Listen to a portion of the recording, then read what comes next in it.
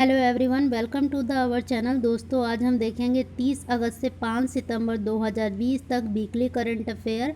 दोस्तों, आज का पहला क्वेश्चन है, भारत की प्रथम रो ट्रेन की शुरुआत किस राज्य में की गई? तो दोस्तों, इसकी शुरुआत की गई कर्नाटक में। इस ट्रेन को कर्नाटक की राजधानी बेंगलुरु स्थित नेलामगला स्टेशन से महाराष्ट्र के सोलापुर के लिए रवाना किया जाएगा।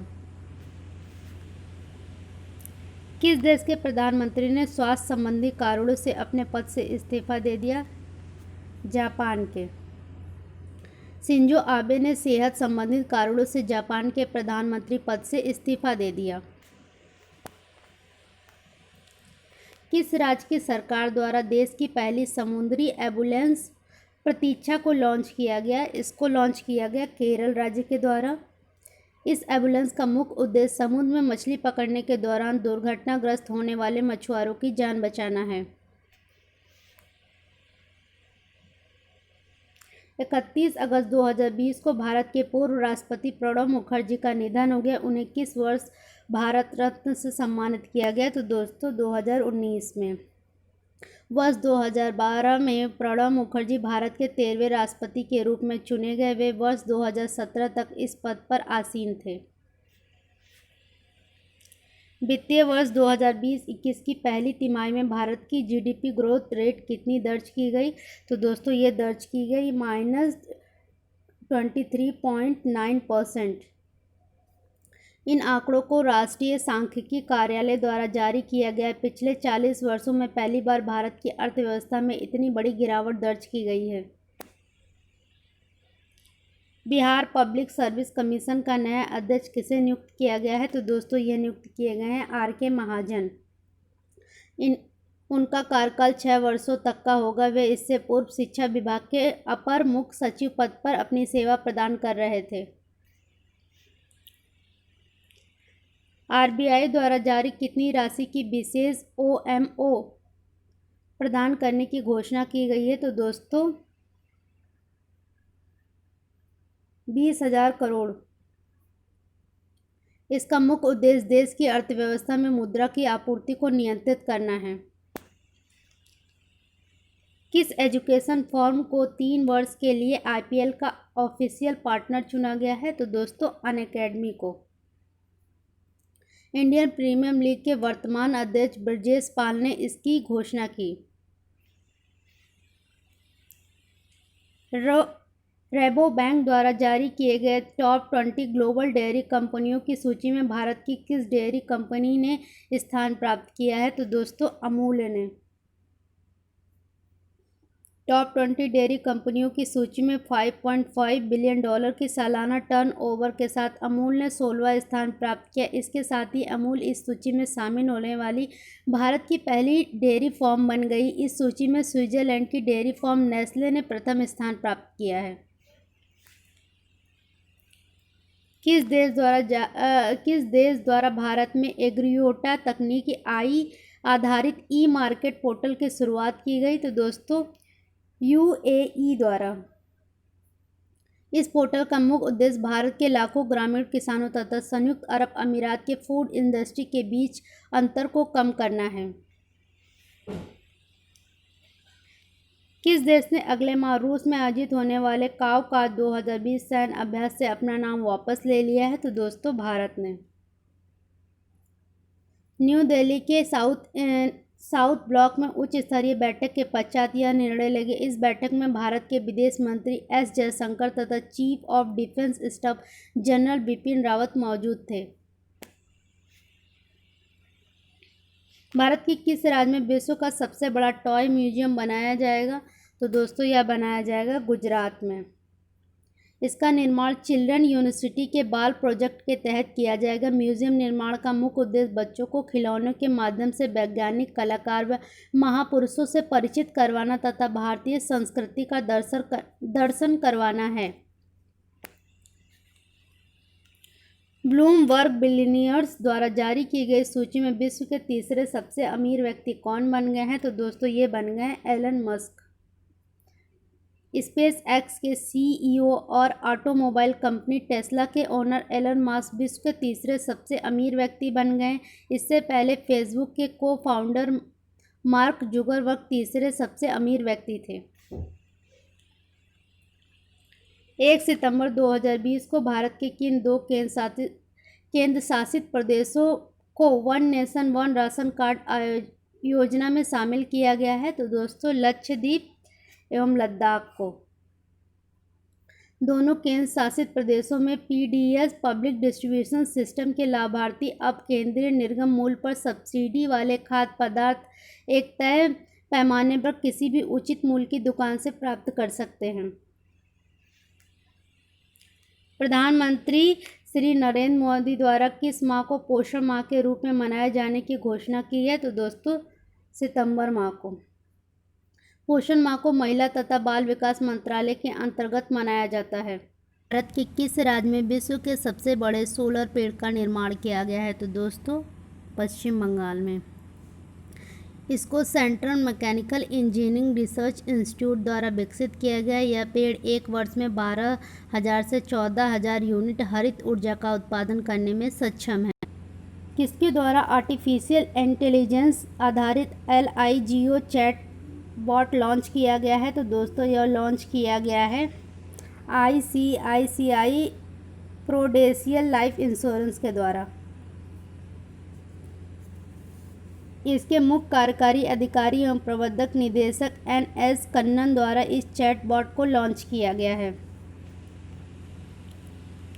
रक्षा मंत्रालय ने पिनाका रॉकेट्स खरीदने हेतु टाटा पावर एवं L&T के साथ कितने रुपए का करार किया है? तो दोस्तों 2580 करोड़ रुपए का। रक्षा मंत्रालय द्वारा देश के 6 पिनाका रेजिमेंट के लिए यह करार किया गया। इन सभी पिनाका रेजिमेंट को चीन पाकिस्तान के साथ लगी भारतीय सीमा पर तैनात किया जाएगा। किस शहर में देश के पहले प्लास्टिक अपशिष्ट प्रसंस्करण संयंत्र का शुभारंभ किया गया है? तो दोस्तों इसका शुभारंभ किया गया है कोच्चि में। इसका उद्घाटन कोच्चि स्थित भारतीय नौसेना के अड्डे पर किया गया। पूर्व सांसद अजय सिंह चौटाला को किस भारतीय पार्टी का राष्ट्रीय अध्यक्ष नियुक्त किया गया है? तो दोस्तों जन नायक जनता पार्टी। अजय सिंह चौटाला जन नायक जनता पार्टी के सह संस्थापक हैं। इस पार्टी की स्थापना 9 दिसंबर 2018 को की गई थी। किस राज्य की सरकार द्वारा मेजर ध्यानचंद विजय पथ योजना की शुरुआत की गई है? तो दोस्तों उत्तर प्रदेश के द्वारा। इस योजना के अंतर्गत राज्य के 19 अंतर्राष्ट्रीय खिलाड़ियों के घरों तक पक्की सड़क बनाई जाएगी।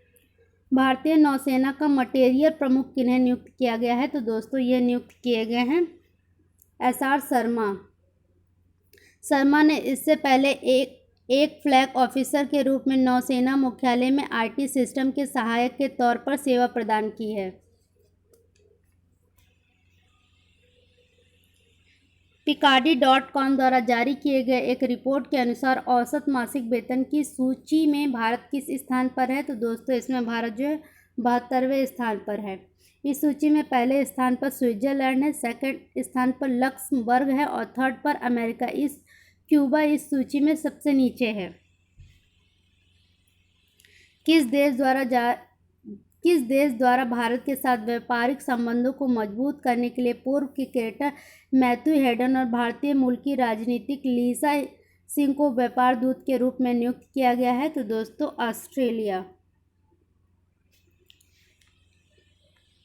भारत सरकार द्वारा केंद्रीय प्रत्यक्ष कर बोर्ड के प्रमुख प्रमोद चंद मोदी का कार्यकाल कितनी अवधि के लिए बढ़ा दिया गया है? तो दोस्तों 6 माह के लिए। प्रमोद चंद मोदी की CBDT के चेयरमैन के तौर पर 2015 में नियुक्ति हुई थी। वे भारतीय राजस्व सेवा IRS के 1982 बैच के अधिकारी हैं। NCRB द्वारा जारी की गई वर्ष 2019 में आत्महत्याओं के आंकड़ों की सूची में कौन सा राज्य शीर्ष पर है? तो दोस्तों महाराष्ट्र। इस साल देश में कुल 1,39,123 लोगों ने आत्महत्या की। दूसरे स्थान पर तमिलनाडु है और तीसरे स्थान पर पश्चिम बंगाल है। क्वाड मीट की मेज़बानी किस राष्ट्र द्वारा की जाएगी? तो दोस्तों इसकी मेज़बानी की जाएगी भारत के द्वारा। इसमें शामिल होंगे ऑस्ट्रेलिया, जापान, संयुक्त राज्य अमेरिका। अंतर्राष्ट्रीय धर्मार्थ दिवस कब मनाया जाता है? तो दोस्तों यह मनाया जाता है 5 सितंबर को। इस दिन की स्थापना दुनिया भर के लोगों को स्वयं सेवा और परोपकारी गतिविधियों के माध्यम से दूसरों की मदद करने के लिए प्रोत्साहित करने के लिए की गई थी। किस राज्य ने पर्यटन को बढ़ावा देने के लिए नदी परिभ्रमण शुरू करने की योजना बनाई है? दोस्तों यह योजना बनाई है उड़ीसा ने। उड़ीसा के प्रमुख सचिव असित त्रिपाठी ने कहा कि नदी का परिभ्रमण कोविड-19 प्रतिबंधों के अनुरूप है। किस राज्य ने अपने विरासत स्थलों की सुरक्षा के लिए एक विधेयक पारित किया है? तो दोस्तों असम ने।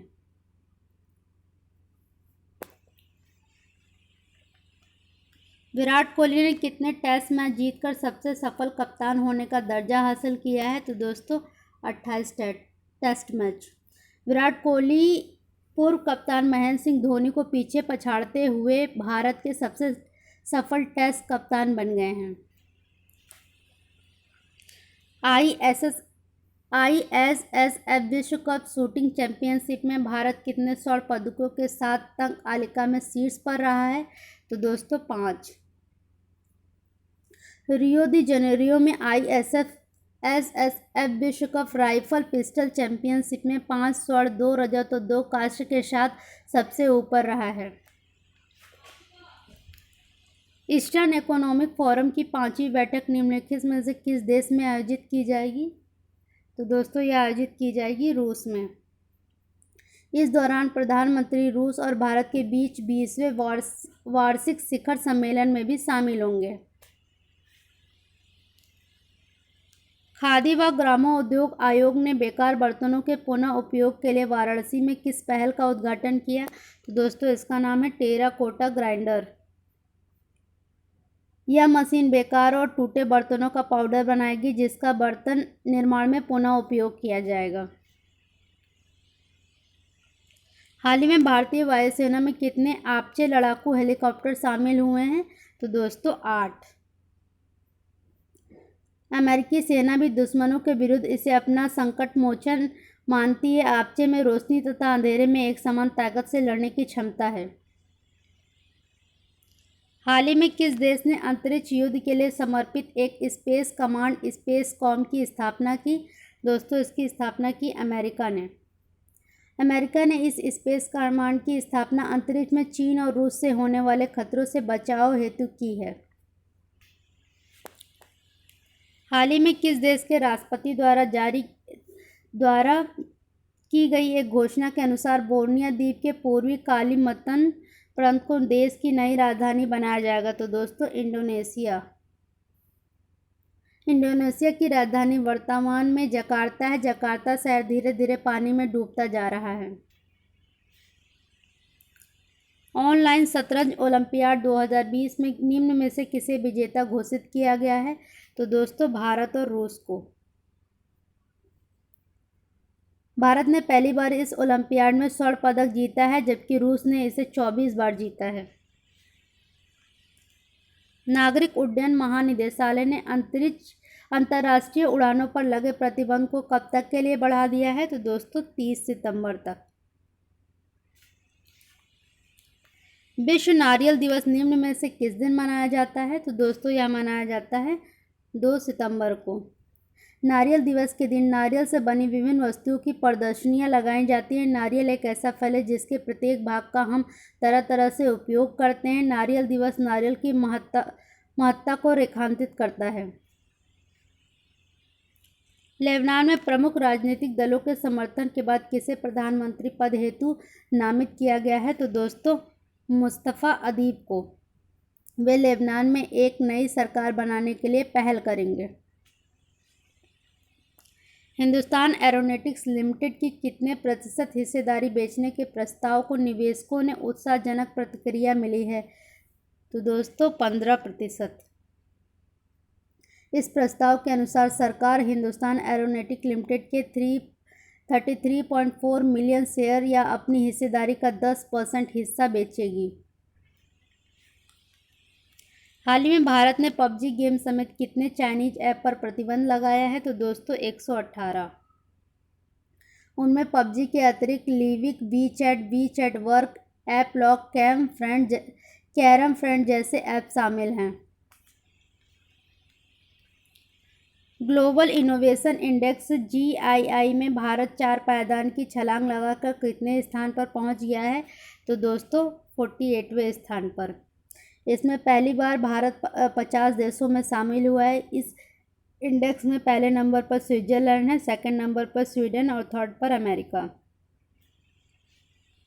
आज का लास्ट क्वेश्चन है, केंद्र सरकार ने कश्मीरी, डोगरी, हिंदी, अंग्रेजी और किस भाषा को जम्मू कश्मीर की आधिकारिक भाषा के रूप में मंजूरी दे दी है? तो दोस्तों उर्दू को। कश्मीरी को जम्मू कश्मीर में पहली बार राजभाषा का दर्जा मिला है। वहीं पहले से मान्यता प्राप्त उर्दू और अंग्रेजी भाषा के राजभाषा के रूप में बनी रहेगी।